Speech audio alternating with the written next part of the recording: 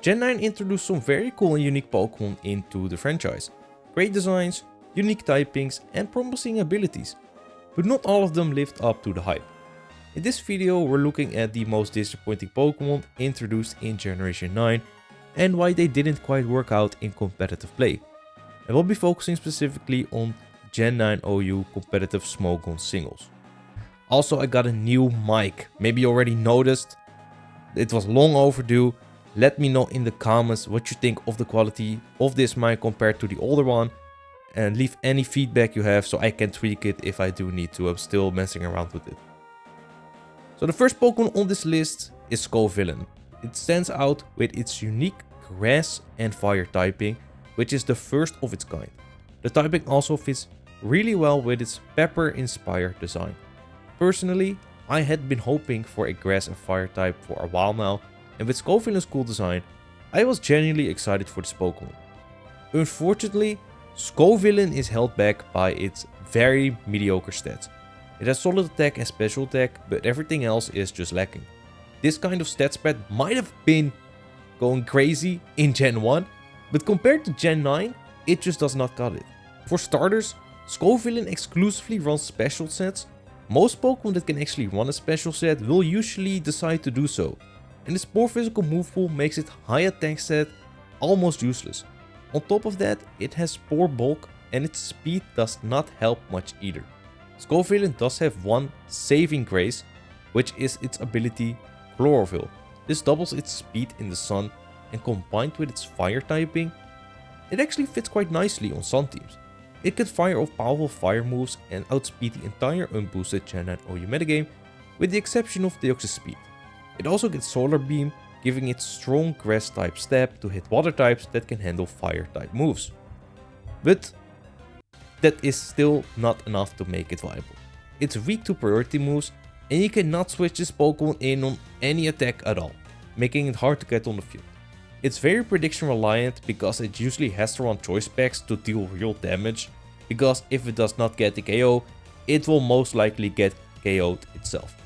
This makes it extra vulnerable to hazards, especially Stealth Rock, and it also just needs too much team support to function, as it is heavily reliant on Sun and needs pivots to get on the field, as well as hazard removal. And to be honest, there are just better options. If you really want a strong fire type, you can just use Iron Moth. And if you want a grass type with Chlorophyll, you can just use Venusaur, which is simply better across the board. Scovillain is a really cool and unique Pokemon with some good traits, but in competitive play, it just does not hold up currently. Palmot was one of the most hyped Pokemon when it was first announced, and I'll admit I was one of the people who thought it would be great. It's another Pikachu clone, but it has some unique traits that make it stand out. Its electric and fighting typing is new, and a lot of players have wanted a Pokemon like this ever since Electivire got robbed of it. It also has a strong signature move called Double Shock. This is a physical electric move with 120 base power that actually causes the user to lose its electric typing on using it. You can actually get around this by using Terra Electric to spam the move, which is a cool interaction. Palmot also has a very unique move called Revival Blessing. This revives a fainted teammate to 50% of their max HP, working like the revive item in game. It only has 1 PP, but with Liber Berry you can actually use it twice. Besides that, Palmot has good offensive stats, 115 attack and 105 speed, and a solid move pool including Close Combat, Mach Punch, Ice Punch, Volt Switch, Bulk Up and Knock Off.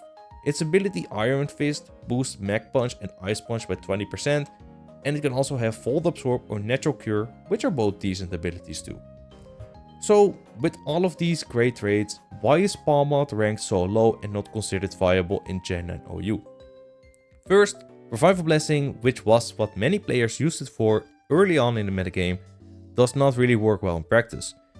It takes a turn to set up, and Palmot does not have the bulk to just use utility moves freely, and it often ends up sacrificing itself. Reviving an ally with just 50% HP also does not feel like enough. It's harder to get a teammate back on the field since they're more vulnerable to getting knocked out, and you've actually sacrificed another Pokemon to do so. While Palmot's offensive stats, typing and move pool are pretty good, it just cannot keep up with the power creep in this generation. If you ever needed proof that getting older makes you washed, just look at Iron Thorns. Tyranitar is one of the greatest competitive Pokemon of all time, but Iron Thorns, the future Tyranitar version, is just not good. I cannot talk about Iron Thorns without comparing it to Tyranitar, so let's get into that. First of all, Iron Thorns has worse stats. It has lower special attack and special defense, with only a slight boost in speed. That speed increase is just not enough to make up for what it loses elsewhere, and it really limits its versatility. It cannot run specially defensive sets and use special attacks effectively, so it's stuck on purely offensive sets. Its ability Quark Drive also does it no favors compared to Tyranitar's Sandstream. It's just a worse ability overall. Sandstream sets up sand, which supports sand teams, chips down walls, and gives rock types a 50% special defense boost. Quark Drive needs electric terrain to activate, and since Pincurchin is the only electric terrain setter, which is also not a good Pokemon, Iron Thorns has to rely on booster energy to get that one-time 30% attack boost, which is not bad, but not nearly as useful as Sandstream. Typing is another issue. Iron Thorns' electric and rock typing is a big downgrade from Tyranitar's dark and rock. It has a 4 times weakness to ground, which is a huge problem in a meta full of strong ground types. On top of that, both of its stab types are walled by those ground types. Defensively, electric and rock just does not bring much to the table. Dark typing on the other hand gives Tyranitar a useful resistance to ghost and dark. Offensively, you guessed it, not great either. Physical electric types are notoriously underwhelming, with Wild Charge being basically their only option, and rock types, while it's a strong type offensively, just don't have great moves either. Stone Edge is strong but unreliable.